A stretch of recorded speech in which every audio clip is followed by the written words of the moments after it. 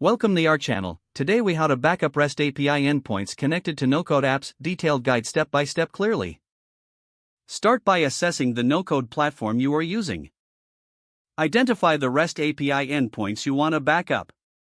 Check the documentation provided by the no-code platform for accessing these endpoints.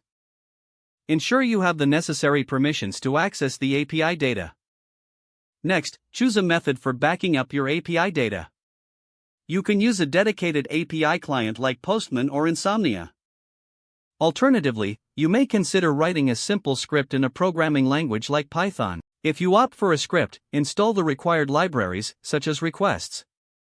Begin by making a GET request to the API endpoint.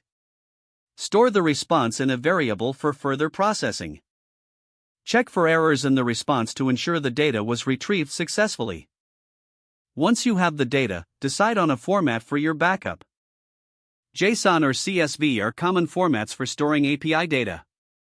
Choose the format that best meets your needs for future access. If using Postman, export the response data directly. Navigate to the body section of the response and copy the data. Then, paste it into a new file and save it in your chosen format. For a Python script, use the JSON library for easy saving. Convert your response data into the chosen format. Write the data to a file using appropriate file handling methods. Consider implementing a schedule for regular backups. You can use task schedulers like cron for Unix or Task Scheduler for Windows. Set it to run your backup script at intervals that suit your data update frequency. Additionally, store your backup files securely. Use cloud storage solutions for redundancy and easy access. Ensure your backup location is organized for quick retrieval. Finally, review and test your backup process regularly.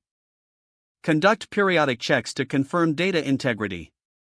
Don't forget to like this video and subscribe to our channel for more step-by-step tech guides.